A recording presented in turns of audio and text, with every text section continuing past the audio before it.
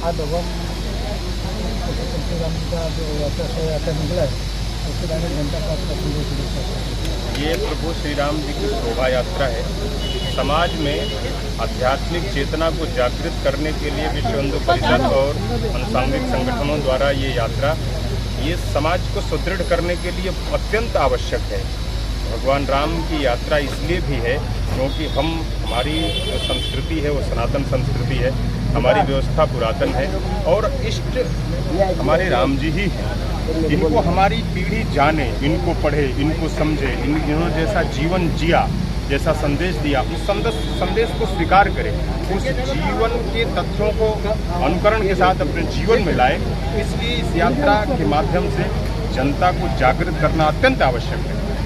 कुछ लोग हैं जो भगवान श्री राम जी के जो काल्पनिक बताते हैं, उनको आप अपने प्रति क्या संदेशा देना चाहते हैं? कुछ ज्ञान उनके लिए कुछ? जो लोग भगवान को काल्पनिक बताते हैं वो मस्तिष्क उनका, मैं ये कहूँगा कि बौद्धिक रूप से अत्यंत कमज़ोर लोग हैं, जो हमारी संस्कृति को नहीं जानते, जो हमारे धर्म को नहीं जानते, वही लोग ऐसा कर रहे हैं। और जो कह रहा है उसको कहने दिया जाए, बाकी कुछ जो सत्य है वो तो सूर्य की तरह रोशनी है। देखिए, सूर्य की कितनी भी तेज़ रोशनी है, कहीं ना कहीं किसी कोने में अंधकार है, तो अंधकार की सत्ता को लोग नहीं स्वीकार करते हैं। सूर्य की रोशनी में ही पूरी सत्यता का पता चलता है। तो भगवान श्री राम सूर्य की तरह रोशन है, ये पूरी सृष्टि जानती है, पूरा ब्रह्मांड जानता है।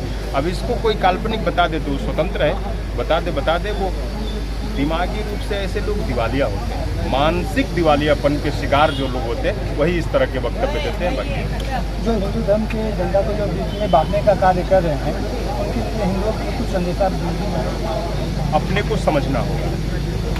जो कुछ भी बांटने का काम कर रहा है उसको अवसर मिल रहा है तो हमारे बीच में कोई दूरी पैदा कर रहा है, उसको अवसर ही नहीं देना है। हमको अपने को समझना होगा कि हम क्या थे, हम कैसे थे, हमारा कितना गौरव था, हमारा कितना सम्मान था, हमारा कितना स्वाभिमान था।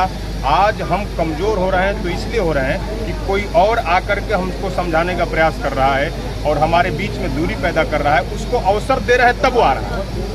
अवसर जिस दिन से देना बंद कर देंगे, किसी की प्रवेश बंद कर देंगे, हम फिर उस सिर्फ सनातन को ही क्यों टारगेट किया जाता है? दूसरे धर्मों को टारगेट क्यों नहीं लोग करते हैं? सनातन को टारगेट करने के पीछे ये है कि कुछ लोगों को टारगेट करने के पर ही उनकी बाजार उनका चलता है, उनका व्यापार चलता है, उनकी प्रतिष्ठा बढ़ती है। जो कुछ भी उनका काम है वो केवल इसलिए है कि उनको फंडिंग इसलिए दुनिया से मिलती है कि वो सनातन को टारगेट कर रहे हैं। वो इसलिए नहीं टारगेट कर रहे हैं कि सनातन कमज़ोर है। बात ध्यान रखिएगा। और ये इस टीवी के माध्यम से जितने लोग देख रहे हैं ये तथ्य समझने वाला है। जो भी सनातन को टारगेट कर रहा है वो इसलिए नहीं कर रहा है कि सनातन कमज़ोर है या सनातन में कहीं से कोई लूप पॉइंट है, कोई कमजोरी है। वो इसलिए कर रहा है क्योंकि ऐसा करने के लिए उसको दुनिया के देशों से पैसा आता है। वामपंथी लोग, विचारधारा के लोग पैसा देते हैं। वो पैसा कमाने के लिए टारगेट करता है, न कि इसलिए कि हमारा कहीं से कमजोरी है।